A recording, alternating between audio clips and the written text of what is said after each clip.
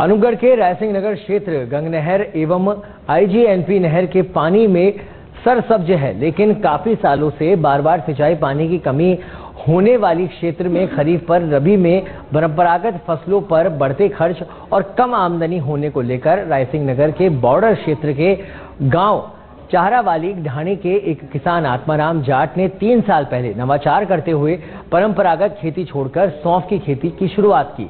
शुरुआत में जहां किसानों ने उसे फसल के उत्पादन को लेकर आशंकित किया, वहीं अब किसान आत्माराम जाट की प्रेरणा से अपने खेतों में भी सौंफ की खेती करने में लोग जुटे हुए हैं, किसान जुटे हुए हैं, शुरुआत कर चुके हैं। किसान आत्माराम जाट को आमदनी में इजाफा हुआ है। आत्माराम जाट को देखकर अब रायसिंह नगर तहसील क्षेत्र के किसानों ने सौंफ के प्रति रुझान बढ़ा है और यही कारण है कि क्षेत्र में करीब 200 बीघा से अधिक में इस बार सौंफ बुआई हुई है और फसल अब पकने के अंतिम चरण पर है।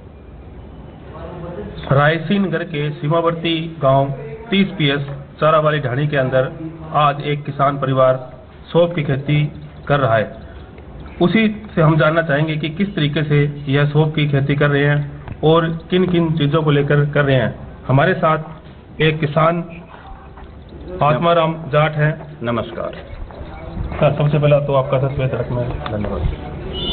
आपका भी बहुत धन्यवाद, आप चला के आए हो हमारे पास में। आत्माराम जी, जिस प्रकार से अभी हमने भी देखा है कि सौंफ की खेती हो रही है, तो ये आपको पहले नवाचार कहाँ से आया, तो कहाँ से आपको पता लगा कि सौंफ की खेती करनी चाहिए और इनसे खेती करने से मान लो आपको क्या फायदा है और कहाँ से आपको ये सीख मिली? मैं पिछले 3 साल से ये खेती कर रहा हूँ। मेरे मन में ये विचार आया था, मान लो खेत में मान लो जैसे दर्शन के पास में रिच के पास में थोड़े सौंफ लगाते थे और हमारे दादाजी पापा जी से, और फिर भी मैं भी लगा रहा था 15 साल से।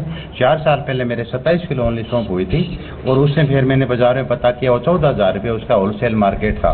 फिर दूसरे साल हमने 1 किले से शुरुआत की, बाद में 23 में 5 बीघे लगाए और की बारे मेरे 13 बीघा सौंफ लगी है। वोलेना कंपनी की है, मंगलम कंपनी वोलेना सौंफ है और ये अच्छा उत्पादन देगी। मेरे हिसाब से 6 कुंटल पिछले साल 5 कुंटल हुई थी और 21,000 रुपये मैं सेल करके आया था जोधपुर, और अब की बात तो रायसिंह लोकल में ये बिकेगी। तो ये हमारे साथ है आत्माराम किसान, जिसको सौंफ वाले आत्माराम के भी नाम से यहाँ पर पूरे क्षेत्र में इनकी जान पहचान है।